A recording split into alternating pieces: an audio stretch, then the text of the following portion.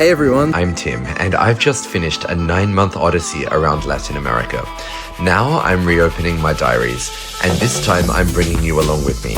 Week by week, country by country, all the colors, all the craziness, all the food, all the music, and all the splendor. 9 months when each morning was a new adventure. The road was my companion, and Latin America cast its spell on me. This is my Latin America Diaries. Welcome back to Latin America Diaries, and welcome back to Peru.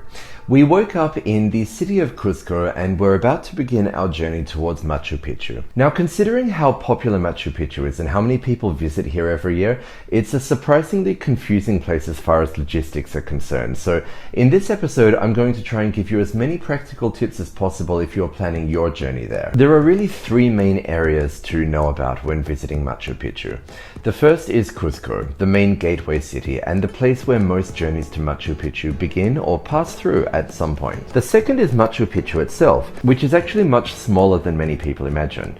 It's essentially a single archaeological site, almost just a point on the map, but perched dramatically on the side of a mountain, deep within a cloud forest. And then there's the Sacred Valley. It's a region lying roughly halfway between Cusco and Machu Picchu. This valley is filled with important Incan religious sites, ruins, and historic towns. As Machu Picchu's popularity has exploded in recent decades, more and more people are discovering the Sacred Valley as a place that they can learn about and even connect with Incan culture without it being overrun by hordes of tourists. In fact, many people do come to Machu Picchu just to sort of dip in and dip out again and don't really get under the skin of the culture, and I'll admit that that's pretty much what we did. And I think that if you're looking for something with, I guess, a bit more depth or a bit more texture, then the Sacred Valley can absolutely offer that. It's not that Machu Picchu doesn't deserve its reputation, it absolutely does. And we have no regrets about the way that we planned and executed the trip in the end. But I do think that maybe visiting the Sacred Valley or spending more time there would have added like another dimension to our understanding of the site. The next thing to consider is how you're actually going to get from Cusco to the Sacred Valley and then onwards to Machu Picchu. There are a few different options. You can take a bus as far as Ollantaytambo, which is one of the main towns in the Sacred Valley. You can also take a train, or you can spend more on a private transfer if you're willing to spend a bit more money for the comfort and convenience of that. However, from Ollantaytambo into Machu Picchu, there are only 2 options. You either take the train or you hike. The hike is the famous Inca Trail, which for hiking enthusiasts and for many travelers on a South American adventure has become something of a rite of passage over the year. But for us, we decided to take the train. The hike must be undertaken with a guide, which can be booked through travel agencies online. Make sure that you book with a reputable one. Now, as for the train, there are 2 companies that operate on this route, Inca Rail and Peru Rail. Both run services to the town of Aguas Calientes, which is the main jumping off point for visiting Machu Picchu. We ended up booking with Peru Rail, and it can be done online. Depending on the time of year, and this is something to check when you're booking, the train might not operate all the way from Cusco to Aguas Calientes. For example, when we were there, the train ticket showed from Cusco to Aguas Calientes, but it was actually a bus from the Cusco train station to Ollantaytambo, and then from there we got on the train, which would then take us in towards Aguas Calientes. Either way, it doesn't really matter, but it just adds another dimension to the journey. We were driven for about 2 or 3 hours from Cusco to Ollantaytambo, where we waited at the station for our train. There are several classes of train available. Some offer simple seating, while others include meals, entertainment, or even panoramic carriages with glass ceilings designed for sightseeing. You can choose all of this when you're booking online. The train journey itself takes about an hour from Ollantaytambo down to Aguas Calientes. So we are here at Ollantaytambo, and we are waiting for our train to Machu Picchu and filling the time, basically. While we were waiting at the station, we tried Inca Cola, a famously popular local soft drink. And mate, you weren't so much of a fan of the Inca Cola? Hated it. Why? What was wrong with it? It tastes the creamy soda. And you don't like creaming soda? I don't like creamy soda. Okay, what does it taste like to you? Soap. Soap? Or like sort of Cough syrup. Cough syrup. Yeah. Okay. Right. I'm trying to sort of dilute that taste with corn. These things. Our train ended up being delayed, so we were given snacks while we waited and eventually ushered aboard and began the journey through the forest towards Aguas Calientes.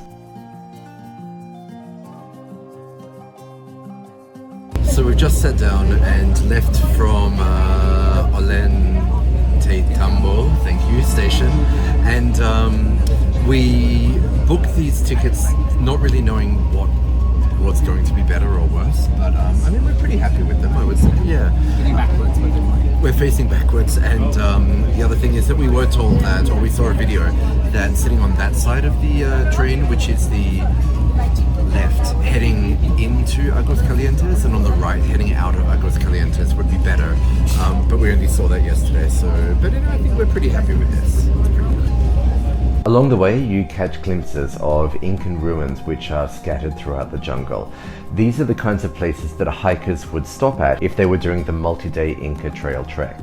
Seeing them flash past the windows gave a little sense of what the experience might be like. Eventually, we arrived in Aguas Calientes, and honestly, it's a bit of a nothing town. There are huge masks of concrete with sort of very modern developed hotels going up. Although we didn't dislike the place, its setting is pretty spectacular, sitting at the base of towering mountains surrounded by dense forest. So this region is actually the beginning of the Peruvian Amazon, and that was a pretty special realization for me because just a few months earlier I had taken the boat, the ferry, down the Amazon River in the northeast of the Amazon in Brazil. And now I was approaching it from the other side of the continent, the southwest, and it's where the Amazon begins to peter out as it reaches the Andean foothills. There's not really much reason to hang around Aguas Calientes other than visiting Machu Picchu, and we had pre-booked our entry tickets to Machu Picchu, and that was to visit the site the day after we arrived into Aguas Calientes. Now, the access to Machu Picchu is tightly controlled by Peruvian authorities. That is to protect the archaeological integrity of the site. And this means that you need to pre-book tickets if you want to have a good shot at getting into the site. Now, if you manage to book your tickets through the Peruvian Ministry of Culture website, then congratulations, because we couldn't figure out how to do it. Whenever we looked, there would be maybe 5 days available 3 months in advance, and they would book out very quickly. Instead, we went with another website called Get Your Guide. They are basically a travel platform where local agencies purchase tickets in advance and resell them at a markup.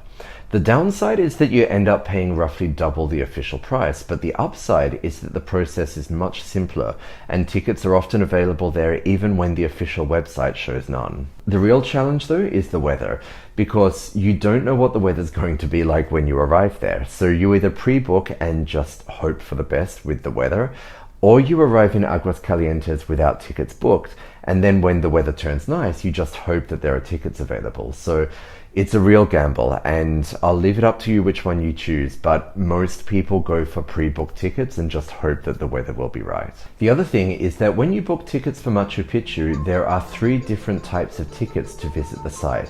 There is Panoramic, Classic, or Royal. Now, Panoramic offers trails up across the upper reaches of the site, and that gives you commanding views across the whole site, although you might miss out on some of the attractions in the center of the site. The second ticket, called Classic, takes you on the typical loop that you have seen in tourist brochures, and the third one, called Royal, takes you through a more in-depth exploration of the site and out to some of the more remote areas. Within each ticket category, you can then normally choose 2, 3, or 4 different routes that you will take, whether you go across the top, through the center, or out to the more remote parts of the site. In the end, we chose the Classic route, and we chose the one which goes most directly through the center of the site. Each ticket and each route has certain quotas and caps on the number of people that can book for any given day. So that's why when you go in to book the ticket, you'll see different availability for different tickets on different days and different parts of the site. So it really pays to become familiar with what you're going to see and decide what you really want to see before you get there. But the website also does make it pretty easy, because from memory, on the Classic route, it tells you that this is the place where you get all the happy snaps that everyone likes to take and what you'll be seeing on that. So for us, it was a no-brainer. We were going to take the Classic route. We woke up that morning at El Mapi Hotel in Aguas Calientes, which was beautiful, very modern, and easily one of the nicest places to stay in town. After breakfast, we made our way down to the line for the shuttle buses that take visitors up to Machu Picchu itself, which sits high but out of sight on one of the mountainsides above Aguas Calientes. Good morning. We are in line to go up to Machu Picchu from Aguas Calientes, where we are here. Amit has just donned his poncho. Yes, and I'm loving it. We almost got on the wrong bus, but then we were told very curtly to get into the other line, so we did, and now 40 minutes later we're back in line and waiting for a bus. And the bus arrives. At this point, we were really excited. This is what everything had been building towards. If you're enjoying this video and you're finding the tips useful, please consider giving it a like and subscribe and hit the bell icon to make sure that you're notified whenever I upload new videos from this series. And if you really like what you're seeing, please share it on your social media and tell your family and friends about my channel. I really appreciate it, and it really helps me grow this YouTube channel. It took us a while to figure out exactly which line and where we needed to be to catch the bus out of Aguas Calientes, because there were so many people there. In the end, we waited for about an hour before boarding a bus. And remember, this is with the visitors' numbers restricted. I can't begin to imagine what it would have been like before they placed the caps on the tourist numbers. We finally got onto the bus just as it began to spit with rain. This is Amit's second encounter with a poncho in his life. Wholly more successful than the last time in Japan. Yeah, would you agree? A much more structured poncho. Much more structured, much more fashion forward. Oh look, you even have like clip buttons. Would you like to pose? See, the foot, it's all about the foot. We were worried about rain, but it held off during the winding drive up the mountain. And unfortunately, the moment we pulled into the car park at Machu Picchu, the skies opened. And it absolutely poured. It rained non-stop the entire time we were there. I had a waterproof raincoat, but even that was soaked through by the end of the visit. Amit wore a plastic poncho which stayed completely waterproof, although it wasn't exactly practical, especially when the wind picked up and it started flapping everywhere. Once you enter the site at Machu Picchu, there is, as far as I can remember, zero shelter. So, you know, like you could stand under the stone archways and get a little bit of shelter, but I mean, that's where everyone else is going to be standing. So once you're in there, you hope that the weather is going to be good. We stood near the entrance for a while to see if the rain was going to maybe ease a bit, but in the end we realized that we just had to go for it. We entered the site, which was surprisingly easy because a lot of people had either cancelled their plans for that day or were waiting for the rain to stop, which it didn't. And then as we entered the site, we walked through the mountainside forest and then up a few steps. And even before we saw the ruins themselves, it started to feel like maybe the weather might add something special, perhaps something more mysterious to the experience. And after only a few minutes of climbing, the path suddenly opens out onto a ridge, and there it was. All of Machu Picchu laid out before us.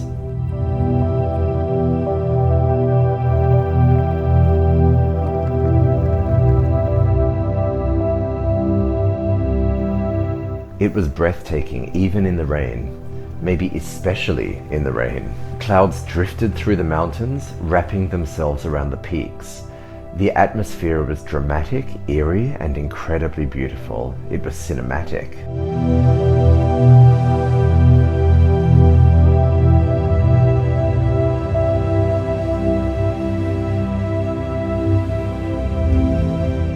We stood there taking the iconic photos that everyone dreams of getting when they reach Machu Picchu. Even Ricardo got his picture.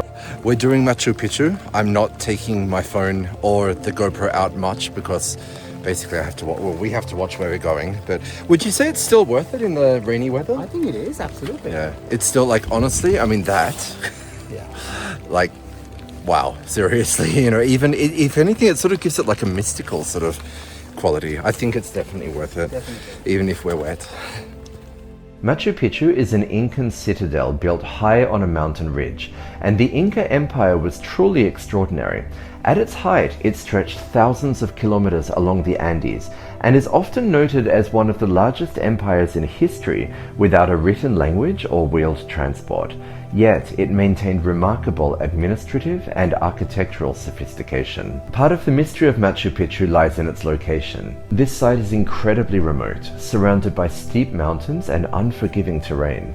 Standing there, it's almost impossible to comprehend how enormous stone blocks were transported and assembled with such precision. I remember reading once that achievements like this were only possible through powerful social forces.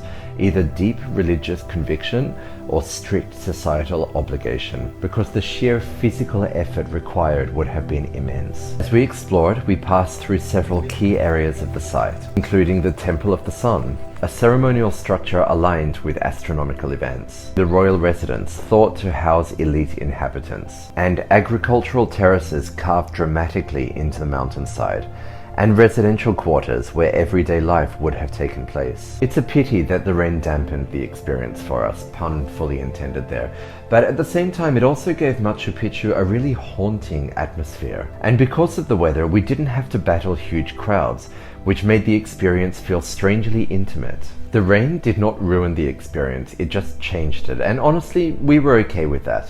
What it did do, however, was limit the amount of time that we were prepared to stand up there on the hill soaking wet, and eventually we sort of took our photos, we saw the place, and then we kind of left. So we didn't spend as much time there as I guess we could have or would have otherwise. We waited and boarded the shuttle bus back to Aguas Calientes. So we did it. We survived. Bit wet. I think that we did it just right. Yeah, I mean, you could always wish for more time in a place or whatever, but honestly, I think we managed it just perfectly. And now it is time for a hot shower. Dry off, and maybe go for lunch. Yeah. And about an hour and a half later, we were back at the hotel, exhausted and completely drenched. We decided to dry off and warm up, and then spend the afternoon at the hotel. Amit also got to try on a poncho at a local shop. That was something that he had wanted to do ever since seeing people wearing them back in Bolivia. So at least one lifelong ambition was fulfilled that day.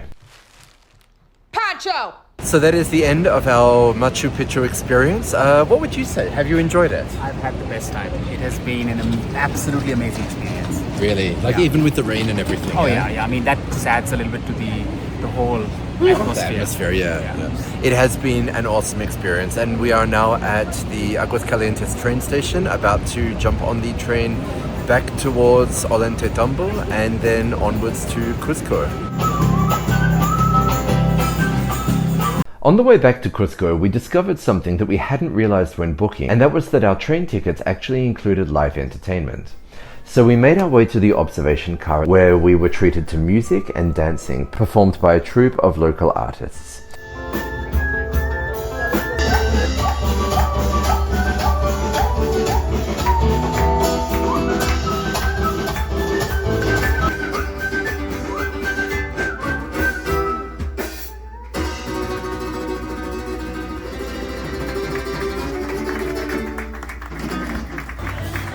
It was a really fun surprise and a lovely way to end the experience as we wound our way back through the mountains.